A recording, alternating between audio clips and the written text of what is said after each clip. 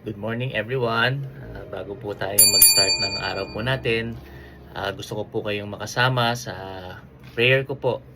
For everyday prayer ko po ito. This is Psalm 91. Samahan niyo po ako. In the name of the Father, and of the Son, and of the Holy Spirit. Amen. Whoever dwells in the shelter of the Most High will rest in the shadow of Almighty. I would say of the Lord, He is my refuge and my fortress, my God in whom I trust.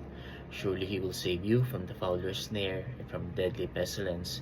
He will cover you with His feather, and under His wing you'll find refuge. His faithfulness will be a shield and rampart. You will not fear the terror of the night, nor the arrow that flies by day, nor the pestilence that stalks in the darkness, nor the plague that destroys at midday. 1,000 may fall at your side, 10,000 at the right hand, but it will not come near you. You'll only observe with your eyes and see the punishment of the wicked.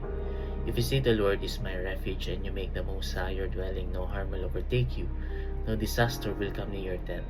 For He will command His angels concerning you, to guard you in all your ways.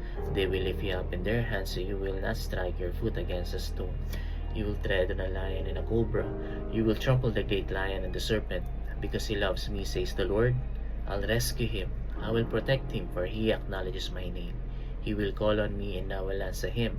I will be with him in trouble. I will deliver him and honor him.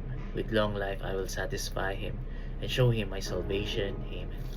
Thank you po, Lord. Praise God. Hallelujah for the Psalm 91, Panginoon ko, Lord. Maraming pong salamat sa promise niyo na safety, Panginoon, sa aming lahat. Lord, Ikaw lang po ang aming sasambahin, ang aming pupurihin, Panginoon ko. All glory, honor is yours, Almighty Father. In Jesus' mighty precious name. Amen.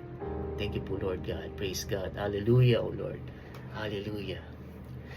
Maraming salamat po sa pagsama niyo sa akin. And God bless everyone. Ingat po kayo.